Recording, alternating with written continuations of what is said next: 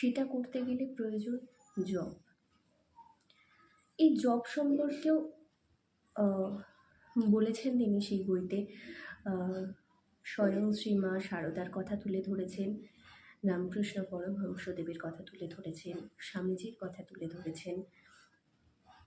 ওনারা বলছেন যে জব জিনিসটাকে আমরা একটা কঠিন নিয়মে বেঁধে দিয়েছি।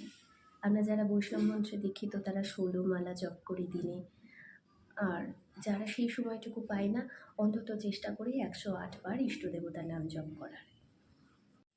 কিন্তু ভগবান শ্রীরামকৃষ্ণ, স্বামীজি এনারা বলছেন যে এই 108 বার ইষ্ট নাম জপের মধ্যে যেন আমরা জপটাকে শেষ করে না দিই, মানে জপটার মাহাত্ম্যটাকে যাতে এর মধ্যেই সীমাবদ্ধ না করে রাখি। কারণ ধ্যান বা মেডিটেশনে নিজেদেরকে আহুতি দেওয়ার প্রধান চাবিকাঠি জপ। তাই কোনো বাধা নিষেধ বা কোনো গণ্ডি কেটে যেন আমরা না রাখি এই জপে। আমরা প্রতিদিন চেষ্টা করব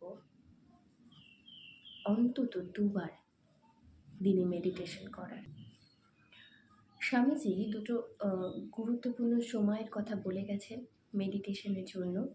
সেটা হচ্ছে এক ভোরবেলা সূর্য ওঠার আগে, আরেকটা বিকেলবেলা সূর্য অস্ত যাওয়ার পরে।